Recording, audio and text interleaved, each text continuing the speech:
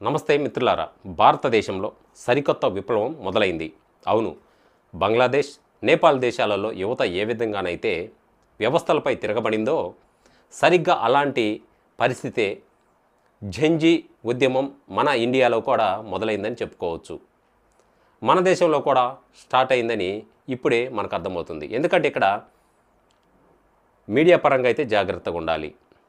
మరి రెండవది, జడ్జిలారా జాగ్రత్త. ఎందుకంటే ఇక్కడ యువత ఇప్పుడు రోడ్ల మీదకు వస్తుంది. దేశంలోని అవినీతిపై, మీడియా అరాచకాలపై, నీట్ పేపర్ల లీకేజీపై యువత అంతా ఏకతాటిపై వస్తున్నారు. ఈ యువత అంతా కూడా ఒక దాటికి వస్తున్నారు.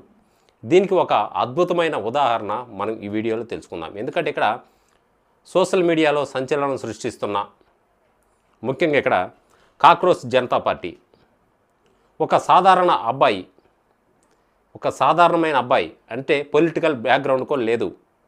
మరి ఇన్స్టాగ్రామ్లో పెట్టిన ఈ ఒక్క పోస్టు, ఈ ఒక్క పేజీ కేవలం 4 రోజుల్లో 100 మిలియన్ల అంటే 1 కోటి మంది ఫాలోవర్స్ని సంపాదించుకుందంటే మరి యువతలో ఎంత మార్పు వచ్చిందనే మనం అర్థం చేసుకోవచ్చు. యువత ఎంత పట్టుదలతో ఉందని అర్థం చేసుకోవచ్చు. యువత ఆలోచనలన్నీ ఇప్పుడు ఆ పేజీ వైపు మొగ్గు చూపుతున్నాయి. యువతలో ఆలోచనలు మొత్తం మరి ఒక విధంగా మారిపోయాయి.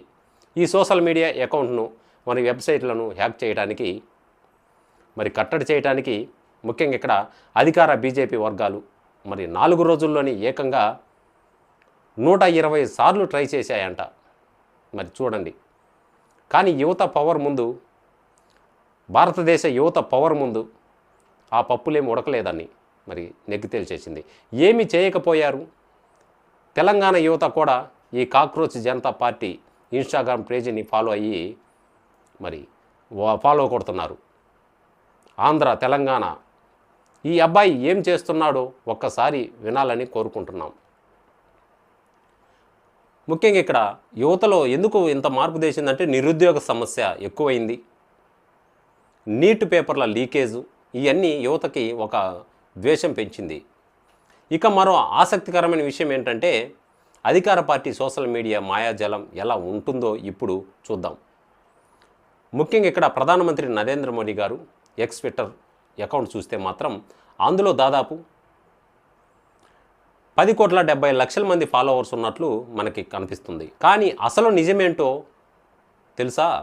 భారతదేశం మొత్తం మీద ఉన్న ట్విట్టర్ల అకౌంట్లు కేవలం 2,70,00,000 నుండి 3 కోట్ల లోపు మాత్రమే ఉండేవి. దేశంలో ఉన్న మొత్తం అకౌంట్ల కంటే ఎక్కువ